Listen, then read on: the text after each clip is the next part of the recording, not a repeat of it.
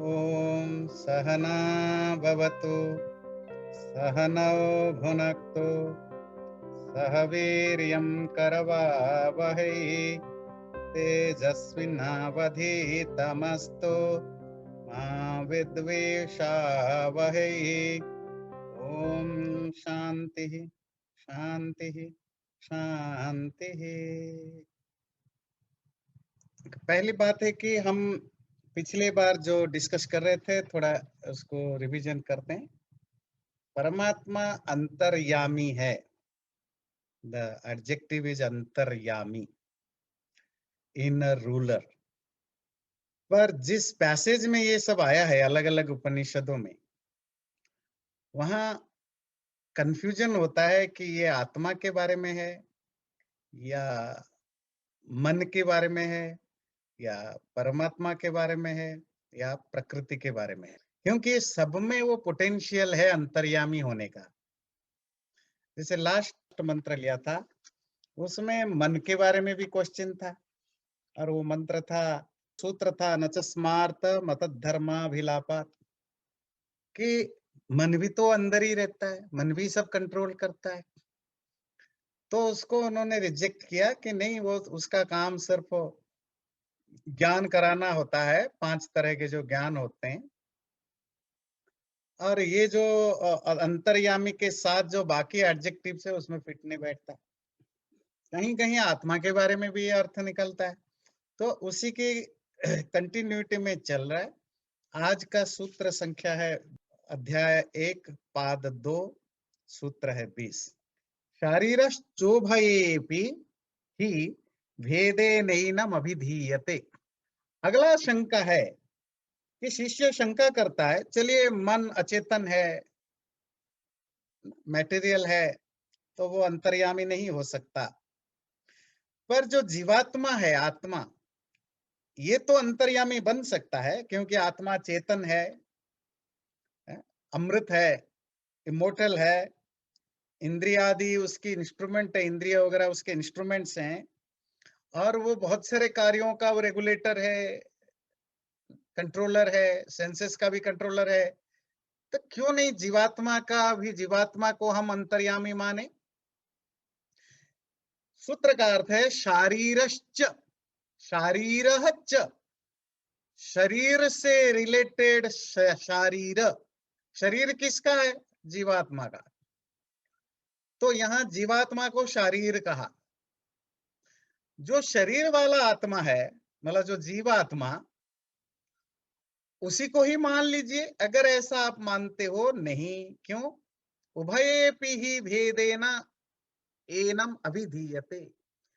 उभय, दोनों, दोनों ही जगह पर ये शरीर आत्मा मतलब जीवात्मा, और वो जो परमात्मा, इन दोनों को अलग अलग डिस्टिंक्शन के साथ बताया गया है। मतलब इनकी डिफरेंसेस क्लियरली बताया गया है दोनों शास्त्रों के द्वारा। वो कौन दोनों शास्त्र है? ऐसा है कि जिस पैसेज की रेफरेंसेस से ये बात हो रही है, वो है यो विज्ञाने तिष्ठन विज्ञानात अंतरो यम विज्ञानम न वेद यस्य विज्ञानम शरीरम यो विज्ञानमंतरो यमयति एष ते आत्मा अंतर्यामी अमृतः। बृहदारण्यक उपनिषद में यह आता है। बृहदारण्यक उपनिषद, जो कि यजुर्वेद का एक ब्राह्मण ग्रंथ है, उपनिषद है, उसमें आता है वो जो विज्ञान में रहते हुए, विज्ञान समझते, विज्ञानमय कोश, आत्मा, आत्मा को विज्ञानमय कोश कहा जाता है, क्योंकि विज्ञानमय के अंदर रहता है। विज्ञान मतलब विजडम, नॉलेज, जो पंचकोश में से एक, जो विज्ञानमय में रहते हुए विज्ञान से अलग है, जिसको विज्ञान नहीं जानता, विज्ञान जिसका शरीर है, जो विज्ञान से अलग होकर भी विज्ञान को कंट्रोल करता है, वो आत्मा तुम्हारा अंतर्यामी है, अमृत है। यहां आपको डाउट होगा कि यहाँ विज्ञान से मतलब विज्ञानमय कोश वाला आत्मा, तो जीवात्मा अर्थ लो, यही अंदर रह के कंट्रोल करता है। ये बृहदारण्यक उपनिषद में आता है। और उसी बृहदारण्यक उपनिषद का एक दूसरा वर्जन है। यजुर्वेद के दो शाखाएं हैं, एक काण्व शाखा, एक माध्यन्दिन शाखा। ये बृहदारण्यक उपनिषद उसी यजुर्वेद की से रिलेटेड है। जो कोटेशन आपको दिया गया वो काण्वा शाखा से रिलेटेड बृहदारण्यक उपनिषद है। माध्यन्दिन वेद के बृहदारण्यक उपनिषद में थोड़ा सा वर्जन अलग है। वो वर्जन क्या है? य आत्मनि तिष्ठन् आत्मनो अंतरो यमात्मा न वेद यस्यात्मा शरीरम य आत्मानमंतरो यमयति एष त आत्मा अंतर्यामी अमृतः। उसमें यही पैसेज में यहीं पर विज्ञान के जगह आत्मा शब्द यूज हुआ है। पहले में था कि वो जो विज्ञान में रहकर विज्ञान से अलग, विज्ञान उसको नहीं जानता, विज्ञान उसका शरीर है, विज्ञान को वो जानता है, उसी के जगह आत्मा शब्द किया। जो आत्मा में रहकर आत्मा से अलग, आत्मा उसको नहीं जानता पर आत्मा उसका शरीर है, आत्मा से अलग और आत्मा को कंट्रोल करता है। अब कुछ क्लैरिटी आई भाई? अगर कोई आत्मा किसी का शरीर है, आत्मा के अंदर रहता है, आत्मा से अलग है, आत्मा को कंट्रोल करता है, वो आत्मा तो नहीं हो सकता ना। तो इसका मतलब दोनों उपनिषद के दोनों वर्जन में शब्द, जो एक शब्द में फर्क है, एक जगह विज्ञान है, एक जगह आत्मा है। ये विज्ञान भी आत्मा ही, आत्मा के लिए ही यूज हुआ है। और वो जो आत्मा से परे आत्मा को कंट्रोल करता है वो कोई और है, वो जीवात्मा नहीं है। इसीलिए वो परमात्मा ही होगा। तो वो जो शरीरधारी जीव, अच्छा, इन बिटवीन आप एक एक चीजों को बहुत, जो मेन टॉपिक से हटके भी जो छोटी छोटी टिडबिट्स आते हैं उनको ध्यान दीजिए, क्योंकि वो बहुत जरूरी होते हैं बहुत सारे कंसेप्ट को क्लियर करने के लिए। जीवात्मा के लिए जो बार बार शब्द आता है शारीर, शरीरी, देही, इसका अर्थ समझते हैं? वो आत्मा जो शरीर वाला है। तो जहां जहां शरीर वाला आत्मा आएगा वो आजीवात्मा होगा, हमारा आपकी आत्मा होगा, परमात्मा नहीं होगा। ठीक है, बात क्लियर हुआ? आप पूछिए। हाँ जी गुरु जी, आप बोल रहे हैं जो आप जो समझा रहे हैं ना कि जीवात्मा और आत्मा में जो सर्व, इस श्लोक में वेदे वेदे नयन बोल रहे हैं, वेदे नयन धीयते, वही तो बात बता रहे हैं ना जो आप बोल रहे हैं, वही चीज। हाँ, कि दोनों उपनिषदों में भेद के द्वारा भी उसी परमात्मा को क्लियर किया है। मतलब एक उपनिषद में विज्ञान बोला, दूसरे में आत्मा बोला, दोनों जगह डिफरेंशियस दिखाया। पर उन डिफरेंशियस दिखाने पर भी दोनों में वो कॉमन बात आ गई। वहां विज्ञान था, यहाँ आत्मा था, पर विज्ञान और आत्मा सेम जीवात्मा को रिप्रेजेंट करते हैं, मीनिंग देते हैं, और उससे परे जो वो परमात्मा है। मेरी बात को ध्यान से नोट करिए, क्योंकि अगला सूत्र उससे रिलेटेड है। वो क्या है कि आत्मा, जीवात्मा के लिए हमेशा जो शब्द बहुत जगह यूज होता है, शारीर, शरीरी, देही, मतलब जो भी आत्मा शरीरधारी है वो जीवात्मा होगा। बात क्लियर हुई? परमात्मा नहीं हो सकता। शिष्य ने इसी बात को पकड़ लिया। अगला सवाल उसका इसी से रिलेटेड है। तो शिष्य आशंका करता है, चलिए, कि आपने कहा शरीरधारी होने से जीवात्मा अंतर्यामी नहीं है, तो ठीक है, पर ब्रह्म भी तो शारीर है, ब्रह्म भी शरीरधारी है। बोले कैसे? ना, देखिए वेदों में, उपनिषदों में ऐसे बहुत सारे मंत्र आते हैं कि सूरज चांद उसके आंखें हैं, आकाश उसका पेट है, आता है ना? तो ये तो शरीरधारी हो गया। तो ये भी तो शरीरधारी है, ब्रह्म भी। तो शरीर कहने से आप जीवात्मा ही क्यों लेते हो? ब्रह्म को भी ले लो। तो उसके लिए अगला सूत्र कहते हैं, जैसे, अच्छा, ये जो बात मैंने आपको कही, यस्य भूमि प्रमांतरिक्षम उतोदरम दिवम यश्चक्र मूर्धानम तस्यै तस्मै ज्येष्ठाय ब्रह्मणे नमः। वो अथर्ववेद में आता है। पृथ्वी जिसकी जमीन है, पृथ्वी पर जो टिका है, अंतरिक्ष मिड स्पेस जिसका पेट है, द्युलोक जिसका सर है, सूर्य और चंद्रमा जिसकी आंखें हैं, और अग्नि जिसका मुंह है, ये हवा जिसकी सांसें हैं, उस ब्रह्म को मैं नमस्कार करता हूँ। तो आपने क्या छोड़ा? उसका हाथ, पैर, पेट, आंख, नाक, कान सब तो बना दिया। तो वो भी तो शरीर ही है, शरीर ही है। तो आप क्यों शारीर शब्द से कहते हो कि खाली जीवात्मा लो? तो शिष्य ने ये बात पकड़ी। अब देखियो, तभी देखिए ना, शिष्य भी वैसा ही होना चाहिए ना, जो बाल से खाल निकाले। तो क्या आंसर देते हैं? अदृश्यत्वादि गुण को धर्मोक्ते। 21वां सूत्र है। वो जो आपने बताया कि ब्रह्म का भी शरीर का वर्णन मिलता है, तो ब्रह्म भी शरीर ही होगा। पर ये भी ध्यान रखना है, ब्रह्म के बारे में जब बात होती है, दो चार चीजें और भी बात होती है। अदृश्यत्वादि, अदृश्य, इनविजिबिलिटी, इम्पेरिशेबल, इनडिक्लाइनेबल भी धर्मोक्त है। इस तरह के धर्मों की, धर्म मतलब गुण, इस तरह के क्वालिटीज का भी मेंशन होता है। बात को समझ में आई? अदृश्य आदि गुणों का गुण वाला परमात्मा है, ऐसा उन्हीं शास्त्रों में वही जगह ये भी बातें आती है। जहां जहां ये बात आती है कि परमात्मा शरीरधारी है, नो डाउट, वेदों में, उपनिषदों में आया है। और वो शरीर कैसा अभी बताया, वो अंतरिक्ष है, उसका पेट है, सूर्य चांद उसकी आंखें हैं, ऐसा ऐसा। पर उन्हीं उपनिषदों में, उन्हीं वेद मंत्रों के आसपास परमात्मा की बात करते समय ये भी आता है कि वो, उसको देखा नहीं जा सकता, उसको जाना नहीं जा सकता, वो अदृश्य है, अव्यक्त है। अब केनोपनिषद में पढ़ रहे थे ना, हाँ? मन जिसको, जिसके कारण मन जानने लायक है, मन जानने की शक्ति रखता है, मन जिसको जान नहीं सकता उसी को ब्रह्म जानो।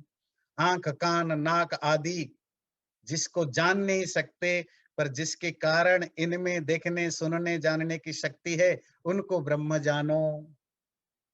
इसी तरह मांडुक्य उपनिषद में आता है, जो अपने मुंडक उपनिषद में, यत्तददृश्यमग्राह्यमगोत्रमवर्णमचक्षुश्रोत्रं तदपाणिपादं नित्यं विभुं सर्वगतं सुसूक्ष्मं तदव्ययं यद्भूत योनिं परिपश्यन्ति धीराः। ब्रह्म के वर्णन में वो अदृश्य है, इनविजिबल है, beyond the reach of senses, इंद्रियों के परे है, उसकी कोई उत्पत्ति नहीं है, कलरलेस है, बिना आंख वाला है, बिना कान वाला है, बिना हाथ पैर वाला है, सर्वव्यापक है, नित्य है, सभी के अंदर रहता है, सबसे सूक्ष्म है, इम्यूटेबल है। अब एक वर्ड जो मैं बोलूंगा उसको ध्यान रखिए, भूत योनि, द कॉज ऑफ और सोर्स ऑफ ऑल बीइंग्स। सभी संसार के सभी पदार्थों का वो योनि है, सोर्स है। ये आगे जाकर इस पे झगड़ा होने वाला, कंट्रोवर्सी होने वाली इस शब्द पर, तो इसको ध्यान रखिए। तो ये भी तो वेदों में, उपनिषदों में ये भी सब आता है। तो जीवात्मा में और उसमें क्या फर्क आता है? जीवात्मा को शरीरी जब बोलता है, वो जीवात्मा को, वो लिमिटेड है, अल्पज्ञ है, वो अदृश्य नहीं है, हम आप हैं, हम आपको, क्योंकि शरीरधारी होने पर आप उसको देख सकते हो, सूंघ सकते हो, चख सकते हो, जान सकते हो, शरीरधारी जीव की बात कर रहे हैं। पर परमात्मा को जब आप शरीरधारी मानते हो, वो ऐसा शरीरधारी है कि उस शरीर को धारण करने पर भी नहीं देख पाते हो, सूंघ पाते हो, चख पाते हो, सूंघ पाते हो, है ना? नहीं, वो आकाश जिसका सर है, क्या देखोगे उसका, क्या दिखाई देगा? ये जो अदृश्यादि वर्णन है, वो जीवात्मा में फिट नहीं बैठता है। इसलिए ब्रह्म शरीर से रिलेटेड वर्णन होने पर भी ब्रह्म और आत्मा में फर्क है, ये आपको मानना पड़ेगा। फिर अगला सवाल उससे रिलेटेड आता है कि जो ये मुंडक उपनिषद को जो मैंने आपको कोट किया, उसमें ऐसे बहुत सारे गुणों का वर्णन हुआ जो जीवात्मा भी दिखता है, प्रकृति में भी दिखता है। जैसे अदृश्य, तो मूल प्रकृति भी नहीं दिखाई देती है, जीवात्मा ओरिजिनली भी नहीं दिखाई देता है। नित्य, जीवात्मा भी नित्य है, प्रकृति भी नित्य है, परमात्मा भी नित्य है। सूक्ष्म, परमात्मा भी सूक्ष्म है, आत्मा भी सूक्ष्म है, प्रकृति भी सूक्ष्म है। और जो कंट्रोवर्शियल चीजें है, भूत योनि, सभी जितने भी क्रिएचर हैं उन सब का सोर्स है। ये तो प्रकृति भी है, प्रकृति भी सबकी सोर्स है ना, मैटेरियल वर्ल्ड की। इस मंत्र को आपने समझाने के लिए कोट किया, उसकी मीनिंग तो कहीं भी जा सकता है। तो समाधान देते हैं कि मंत्र जिस कॉन्टेक्स्ट में बताया गया है वहां ये प्रकृति या जीवात्मा को इंडिकेट करके नहीं बताया गया है, क्योंकि उपनिषद के आरंभ में गुरु ने बताया स ब्रह्म विद्याम सर्व विद्या प्रतिष्ठाम अथर्वाय ज्येष्ठ पुत्राय आह, कि उसने इस ब्रह्म ज्ञान को, सभी ज्ञानों के जो सोर्स है, वो अपने पुत्र, ज्येष्ठ पुत्र अथर्व को दिया। ये ब्रह्म ज्ञान के बारे में चर्चा हो रही है। नंबर 2, जो भूत योनि का अर्थ है, वैसे अगले सूत्र में इसकी डिस्कशन आएगा। भूत योनि शब्द देखिए, भूत पंच महाभूत वगैरह पढ़ते हैं ना, तो सारे संसार भी भूत हैं, हम भी, आप भी भूत हैं। इन भूतों का योनि, योनि मतलब सोर्स होता है या कॉज होता है। भूत योनि शब्द से शिष्य को डाउट हो सकता है कि ये प्रकृति की बात हो रही है, पर उस मंत्र में जो बाकी और सब चीजें हैं वो प्रकृति में फिट नहीं बैठती। एक शब्द आता है अव्यय, अव्यय का अर्थ होता है इनडिक्लाइनेबल, अनचेंजेबल। आपको पहले हमने डिस्कशन किया था, आत्मा, परमात्मा और प्रकृति में बेसिक अंतर क्या है। तीनों नित्य है, पर प्रकृति परिणामी है, चेंजेबल है। आत्मा और परमात्मा अपरिणामी है, वो ईंट है, पत्थर है, मिट्टी है, फॉर्म उसकी चेंज होते रहते हैं। और अव्यय का अर्थ होता है अनचेंजेबल, यहाँ अव्यय शब्द आया। और प्रकृति अव्यय नहीं है। इसी तरह आत्मा नहीं है, इस मंत्र में आत्मा का वर्णन नहीं है। क्यों? क्योंकि आपने तो 3-4 वो मंत्र शब्द ढूंढ लिया जो तीनों में मिलते हैं, पर जो बाकी शब्द हैं उनको आपने इग्नोर कर दिया। जैसे शब्द आता है नित्यम विभुम सर्वगतम। अब ये सर्वगतम जो सभी के अंदर समाया हुआ है, आत्मा सबके अंदर नहीं हो सकता, सिर्फ परमात्मा हो सकता है। तो इस तरह के बहुत सारे चीजें और हैं जिससे ये मंत्र में आपको कुछ 2-4 चीजें सिमिलैरिटी देखने पर दूसरा अर्थ नहीं निकालने की कोशिश करना। और मैं आपको बहुत बार एग्जांपल देता हूं, अगर कोई आपको कोई मेटाफोरिकली बात करे तो आप उसकी 100% सेंस नहीं लेना चाहिए। मतलब किसी ने कहा कि समुंदर जैसा इसका ज्ञान गहरा है, तो फिर आप पूछने लग जाओगे मतलब इसका ज्ञान नमकीन है, इसके ज्ञान में मछली रहते हैं, इसके ज्ञान में हवाई जहाज चलेगा। ये वाला बात नहीं होनी चाहिए, है ना। नहीं तो पूरा अर्थ नहीं होता है। चांद जैसा मुंह है तो चांद से सिर्फ सुंदरता लेनी है, बाकी उसमें पत्थर है, उसमें वो स्पेस शटल जाता है कि नहीं जाता है, ये सब चीजें पूर्णिमा में बढ़ता है, अमावस्या में घटता है, ये सब चीजें नहीं घटता है। जो मेटाफोरिकल बात होती है वो एक पर्टिकुलर सेंस में यूज होता है, बाकी सबको आपको करना पड़ता है। इसी तरह कहीं भी किसी भी इस मंत्र में अगर 10 एडजेक्टिव है किसी के बारे में, उसमें 4-5 एडजेक्टिव दूसरे में भी फिट बैठ जाता है, इसका अर्थ नहीं कि आप और वो समान हो गए। सपोज मैं बात करूं कि मैं किसी चलिए मैंने आइंस्टीन के बारे में बता रहा हूँ। देखिए मैं जो कुछ बताऊंगा वो मेरे में और आप में से, आप में, सब में ये लगेगा। और सिर्फ हमारे आप में नहीं, बहुत सारे पशु पक्षी कीड़े मकोड़ों में भी ये लगेगा कि वो एक आत्मा था, है ना, उसका एक शरीर था।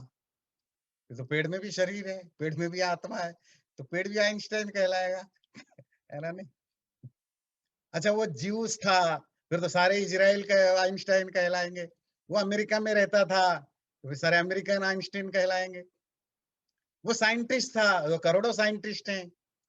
वो फिजिक्स के एक्सपर्ट थे तो सारे फिजिसिस्ट वो आइंस्टाइन कहलाएंगे। नहीं, किसी के जब आप गुण बताते जाते हो, उनमें से बहुत सारे गुण दूसरे लोगों में भी मिलेंगे, पर आपको देखना है उसमें कुछ एक्सक्लूसिव गुण होते हैं जो उसको दूसरों से अलग करता है, वो लेना है।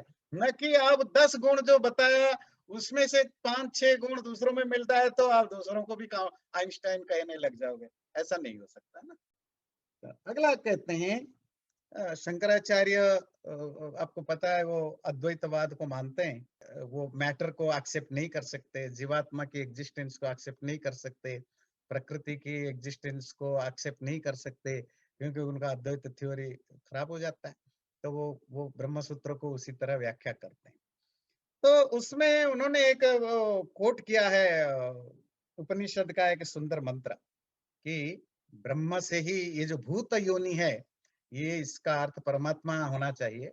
भूत योनि का मतलब वो दूसरे तरह के इंटरप्रेट करते हैं कि देखिए प्रकृति की एग्जिस्टेंस नहीं है, इस मंत्र में तो परमात्मा को ही भूत योनि कहा, मतलब जो मटेरियल वर्ल्ड है उसका भी सोर्स परमात्मा ही है। So there is no need to accept the existence of another entity that is prakriti, क्योंकि उनको तो अद्वैत स्थापित करना है। और जो मंत्र वो कोट करते हैं उपनिषद से, यथोर्णनाभि सृजते गृह्णते च गृ, यथा पृथिव्याम ओषधयः संभवन्ति, यथा सतः पुरुष केशलोमानि, तथा अक्षरात् संभवति ह विश्वम। इस मंत्र को ट्रांसलेशन सुनिए, आपको भी लगेगा कि जो वो कह रहे हैं आचार्य शंकर तो सही कह रहे हैं। फिर मैं बताऊंगा कहाँ इसकी प्रॉब्लम है। उदाहरण है जैसे मकड़ी, उर्ण नाभि कहते हैं मकड़ी, जिसकी नाभि से उर्ण ऊन निकलता है।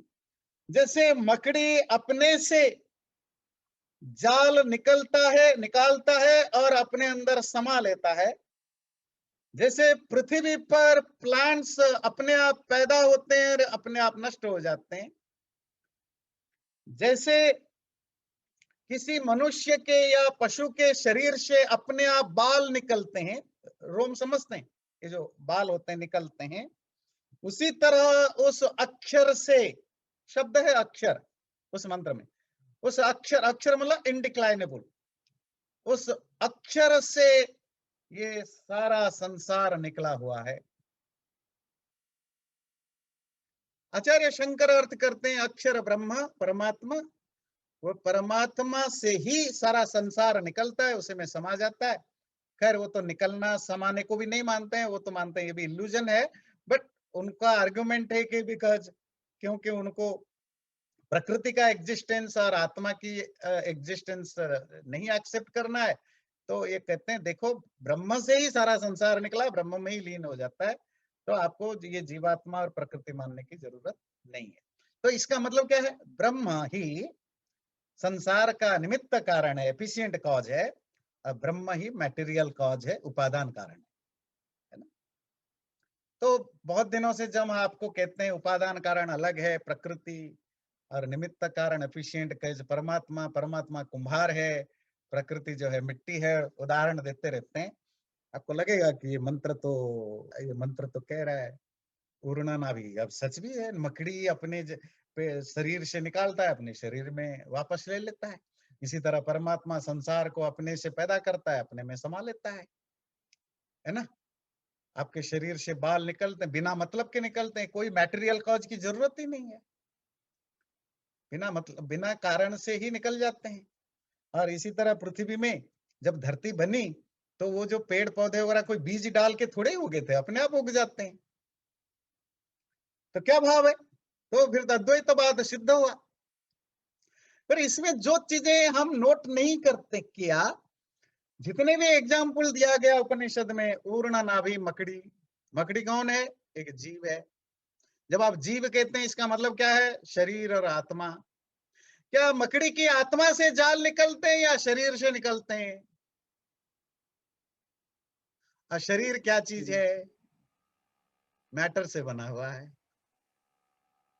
यहां भी आत्मा एफिशिएंट कॉज है, आत्मा के कारण से हो रहा है, पर उस जो जाल निकल रहा है, जो नेट निकल रहा है, उसकी जो उपादान है, उपादान वाला जो उसकी जो रॉ मटेरियल है वो तो शरीर है। बात समझ में आई? जैसे जीवित मनुष्यों के बाल निकलते हैं, जीवित मनुष्यों के निकलते हैं ना, आत्मा का निकलता है। मनुष्य मतलब शरीर। बाल किससे निकलते हैं? शरीर से निकलते हैं कि आत्मा से निकलते हैं? शरीर से निकलते हैं। शरीर क्या है? प्रकृति है, मैटर है। पृथ्वी में जैसे पेड़ पौधे बिना बीज के निकलते हैं, पृथ्वी कौन सी पृथ्वी? पृथ्वी क्या है? मैटर है। तो जितने भी एग्जाम्पल दिया गया, ये तीनों एग्जाम्पल मैटर से रिलेटेड है, आत्मा से नहीं। आत्मा वहां सिर्फ एफिशिएंट कॉज है, मैटेरियल कॉज नहीं है। बात क्लियर हुई? जी। तो ये भूत योनि का एक दूसरा एंगल था। एक एंगल ये था कि भाई आप प्रकृति को ही मान जाओ। कौन सा जो जो इस मंत्र में जो भूत योनि शब्द दिया, इससे आप इसका अर्थ प्रकृति करो, प्रकृति ही अंतर्यामी है। दूसरे आचार्य शंकर कहते नहीं, प्रकृति का तो कोई सवाल ही नहीं उठता, ये तो ब्रह्म ही ब्रह्म है, आत्मा प्रकृति कुछ भी नहीं। तो हमें दोनों से डील करना होता है ना। तो ये मंत्र भी अपने आप में क्लियर करता है कि मैटेरियल चीजों से ही मैटेरियल चीजें निकला, आत्मा की प्रेजेंस से निकलता है, पर आत्मा आज ए मैटेरियल कॉज वहां यूज नहीं होता है। आगे चलते हैं। विशेषण भेद व्यपदेशाभ्याम नेतरऊ। आत्मा और परमात्मा, इन दोनों में जो, इन दोनों को बताते समय इनकी जो विशेषण, जो डिस्टिंक्टिव क्वालिटीज हैं, और भेद, भेद मतलब जो डिफरेंसेस है, ये भी मेंशन किया गया है। इसीलिए ये दोनों आत्मा और प्रकृति इस टॉपिक में, आज का जो टॉपिक चल रहा है, जो मैंने अदृश्य, जो मुंडक उपनिषद को कोट किया, इस पैसेज में इन दोनों के डिस्कशन नहीं हो रहा है। दोबारा बोलो, विशेषण मतलब जो डिस्टिंक्टिव नेचर है, भेद मतलब जो डिफरेंसेस है, व्यपदेश मतलब मेंशन। इन दोनों के डिस्टिंक्टिव नेचर और डिफरेंस, इनका प्रॉपरली मेंशन होने के कारण न इतरऊ, ये जो बाकी दोनों कौन? आत्मा और प्रकृति, इनको इस मंत्र का सब्जेक्ट नहीं मानना, या ब्रह्म को ही सब्जेक्ट मानना। ये दोनों आत्मा और प्रकृति दोनों को अलग रखना। यहाँ प्रकृति के जगह देखो प्रधान शब्द दिया है। मेरे ख्याल से जो थोड़ा वो तो सांख्य गीता वगैरह क्लास में ज्वाइन किया होगा उनको पता होगा, प्रकृति को ही सांख्य दर्शन में प्रधान कहा जाता है। तो प्रधान प्रकृति एक ही बात है कि दोनों के डिस्टिंक्टिव नेचर और डिफरेंसेस बताया गया है। ये टॉपिक क्यों आई? उसी मुंडक उपनिषद में अगले उसी के नीचे ठीक नीचे एक मंत्र आता है। वो मंत्र है, यथा सुदीप्तात् पावकात् स्फुलिंग सहस्रशः प्रभवन्ते स्वरूपाः तथाक्षरात् विविधा सौम्य भावा प्रजायन्ते तत्र चैवापि यन्ति। पर इसको जो मीनिंग बताऊंगा उनको थोड़ा ध्यान से याद रखिएगा, उसमें से जो जो मीनिंग होते हैं, क्योंकि उसी में ही कंट्रोवर्सी होती है। अगला सूत्र फिर उसी कंट्रोवर्सी से रिलेटेड होता है। ये उसी मुंडक उपनिषद की जो पहला मंत्र बताया, अदृश्य है, अव्यक्त है, भूत योनि, उससे कंटिन्यू। इस मंत्र का भाव है, जैसे जलते हुए आग से फुलिंग निकलते हैं और एक जैसे दिखने वाले सिमिलर टाइप्स ऑफ स्पार्क्स निकलते रहते हैं, इसी तरह उस अक्षर से, शब्द है अक्षर, अक्षर, अक्षर का अर्थ क्या है? जिसका क्षरण नहीं होता, जिसका कोई क्षय नहीं होता, इनडिक्लाइनेबल जो होते हैं, उस अक्षर से इसी तरह हे सौम्य, हे शिष्य, जैसे आग से चिंगारियां निकलती हैं और चिंगारियां एक जैसे होती हैं और फिर आग में ही समा जाते हैं, इसी तरह उस अक्षर से बहुत सारी चीज, समान रूप वाले चीजें निकलते हैं और उसी में समा जाते हैं। यहाँ भी अक्षर शब्द आया और पहले मंत्र में भी अक्षर शब्द आया। बोलिए यहाँ अक्षर का हम क्या अर्थ लेंगे? अच्छा, मीनिंग को दोबारा सुनिएगा। जी। जैसे आग से चिंगारियां निकलती हैं, एक जैसा अलग अलग रूप वाले और समान रूप वाले निकलते हैं, इसी तरह उस अक्षर से एक जैसा या अलग अलग रूप वाले चीजें निकलते हैं और उसमें समा जाते हैं। तो ध्यान से सुनिए दोबारा, आग से जैसे चिंगारियां निकलती हैं, तो चिंगारियों का मटेरियल कॉज कौन है? आग है। आग का ही एक रूप है चिंगारी। इसी तरह उस अक्षर से चीजें निकलती हैं। यहाँ परमात्मा का भी अर्थ हो सकता है। वेदांत सूत्र कहता है यहाँ तो प्रकृति का ही है, यहाँ अक्षर का अर्थ प्रकृति ही है, ब्रह्म नहीं है। पर शब्द क्या है? अक्षर। पर यहाँ प्रकृति क्यों होगी, हम बाद में बात करेंगे। फिर इसी के ठीक आगे अगला सूत्र होता है 2-1-1, दूसरा है 2-1-2। दिव्यो ह्यमूर्तः पुरुष स बाह्याभ्यंतरो ह्यजः अप्राणो ह्यमना शुभ्रो ही अक्षरात् परतः पर। ये ज्यादा इंटरेस्टिंग है, ये ध्यान रखिएगा। ये मंत्र कहता है कि एक दिव्य बिना शरीर वाला अमूर्त, मूर्त मतलब जिसकी कोई मूर्ति नहीं है, बिना शरीर वाला पुरुष, पुरुष मतलब आत्मा, पुरुष शब्द जहां भी आए आत्मा, बाह्य अभ्यंतर, वो अंदर भी होता है बाहर भी होता है, अज, जन्म नहीं होता है, वो तो प्रकृति का भी जन्म नहीं होता है, अप्राण, उसमें कोई प्राण नहीं है, अमना, उसमें कोई मन नहीं है, शुभ्र, शुद्ध है, अक्षरात परतः पर, इस अक्षर से भी बियॉन्ड है, इससे भी महान है, इससे भी सूक्ष्म है, अक्षर इस अक्षर से भी परे है। यहाँ कौन सा अर्थ लेंगे? प्रकृति ब्रह्म? ब्रह्म, ब्रह्म लेंगे ना, क्योंकि बात एक तो लास्ट लाइन अपने आप क्लियर कर दिया। पहले लाइन में बताया उस अक्षर से संसार पैदा हुआ, उसी में समा जाता है, जैसे आग से चिंगारियां निकलती हैं उसमें निकल जाती है उस अक्षर से। अगले मंत्र में कहा उस अक्षर से भी परे एक है अक्षर, इसका मतलब है कि दो अक्षर हैं। अक्षर तो क्लियर हुआ ना, इनडिक्लाइनेबल। तो ये दो मंत्र से इतना तो क्लियर है, दो अक्षर है, एक ग्रॉस है एक शटल है, एक छोटा है एक बड़ा है, तो दो अक्षर तो बात आ गई ना। अब ये दो अक्षर में से कौन सा अक्षर पहले, प्रकृति कौन सी है? पहली वाली, क्योंकि मटेरियल कॉज की तरह डिस्कशन हो रहा है। दूसरी वाली में जो एडजेक्टिव दिया ध्यान से सुनिए, आप कह सकते हैं हो सकता है प्रकृति से परे आत्मा की बात कर रहा हो, जीवात्मा की। जीवात्मा इसीलिए नहीं हो सकती, अब प्राण अमना, परमात्मा में प्राण नहीं मन नहीं, पर जीवात्मा तो बिना प्राण और बिना मन के काम नहीं कर सकता ना। अज तीनों है, अज समझते हैं, अनबर्न, जो पैदा नहीं होते हैं, वो तो प्रकृति भी हो सकता है, ब्रह्म भी हो सकता है, आत्मा भी हो सकता है। प्रकृति में ना प्राण है ना मन है, प्रकृति कट गई।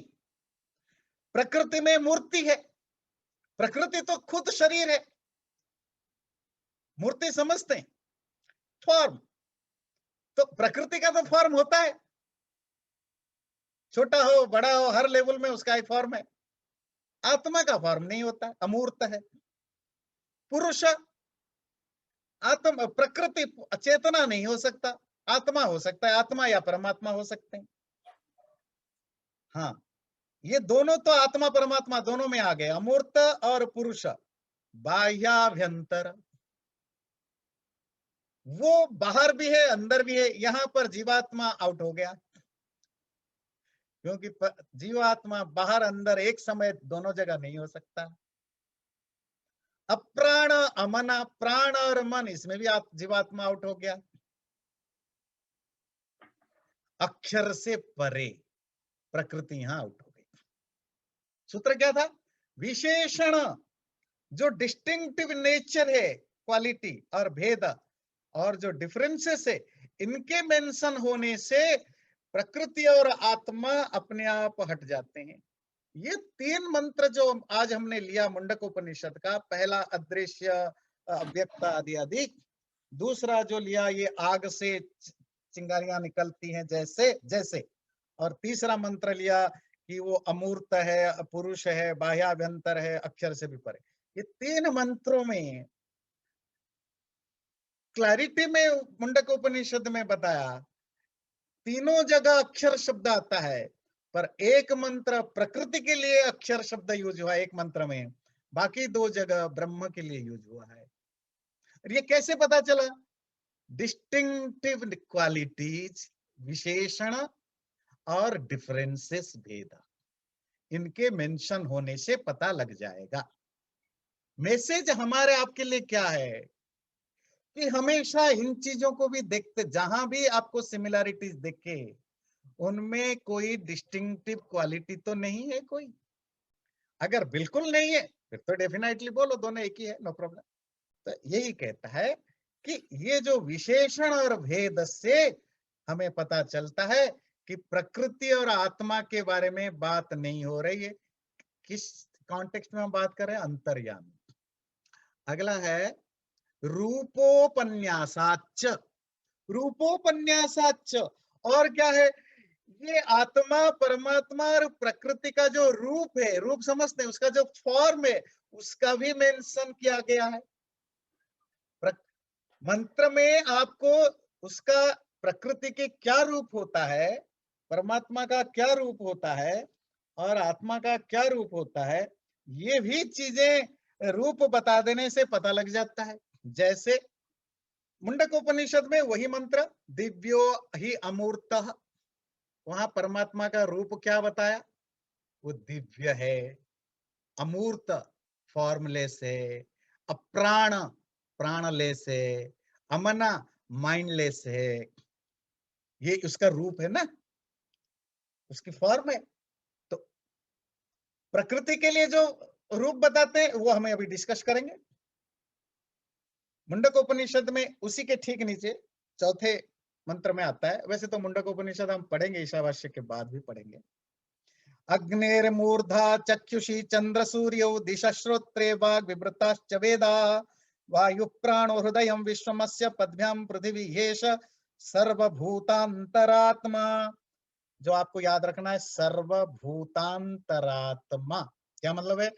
सभी क्रिएचर के अंदर जो कॉमन आत्मा रहता है, कॉमन जनरल आत्मा रहता है सभी क्रिएचर के अंदर। इस मंत्र का बाकी शब्दों का कोई भी अर्थ हो, मान लीजिए आपने इस मंत्र का बाकी, अभी तो मैंने आपको बताया भी नहीं, पूरे मंत्र में 10-20 शब्द हैं, उन शब्दों को बिना समझे सिर्फ सर्वभूतांतरात्मा एक एडजेक्टिव लेने पर क्या ये इतना काफी नहीं है कि इसमें जीवात्मा के बारे में बात नहीं है? क्योंकि जीवात्मा का जो स्वरूप है वो सर्वभूतों में नहीं हो सकता। बात समझ में आती है? अब रूप पर भी आएंगे। अग्निर्मूर्धा, परमात्मा का रूप का वर्णन है, परमात्मा का सकल सूरत कैसा है। आग जिसका सर है, चंद्र सूर्य जिसकी आंखें हैं, दिशाएं, दिशाएं समझते हैं, डायरेक्शंस, जिसके कान हैं, वेद जिसकी वाणी है, वायु एयर जिसके सांस हैं, विश्व समस्त संसार जिसका हृदय दिल है, पृथ्वी जिसका पैर है, ऐसा सर्वभूतांतरात्मा, सभी प्राणियों के रहने वाला वो आत्मा। यहाँ किसकी बात हो रही है? परमात्मा की। कैसे पता चला? फॉर्म से। परमात्मा भी, शिष्य ने पूछा ना कि परमात्मा भी तो शरीर वाला है, तो ठीक है शरीर वाला है, पर ये शरीर है उसका, अब बताओ ये जीवात्मा होगा कि परमात्मा होगा? तो फॉर्म से भी पता लग जाता है कि ये परमात्मा है कि आत्मा है। अगला ऋग्वेद में आता है, विश्वत चक्षुरुत विश्वत मुखा विश्वत बाहुरुत विश्वत संबाहुभ्याम धमति संपतत्रिर्द्यावा भूमि जनयन देव एकः। हजारों आंखें उसके, सारा सब तरह उसका मुंह है, सब तरह उसकी आर्म्स हैं, सब तरह उसके पैर है, वो अपने बाहुओं से उसने सारे द्यूलोक और पृथ्वीलोक को पकड़ रखा है। आपने गीता पढ़ा होगा ना कि वहां आता है विश्वरूप योग। कृष्ण जो बताते हैं उसके, वो अर्जुन देखता है ना विश्वरूप योग, तो जो पौराणिक लोग उसको बहुत हाईलाइट करते हैं, देखो कृष्ण भगवान है, इसका प्रूफ है कि विश्वरूप योग, जिसमें कृष्ण दिखाते नहीं अर्जुन को अपना रूप, विश्वरूप, विराट रूप। विराट रूप। वो विराट रूप क्या है? इस ऋग्वेद का माइथोलॉजिकल वर्जन है। ये मंत्र यहां पर है क्या? देखो विश्व रूप मेरा, वही तो विश्व रूप ना, विराट रूप।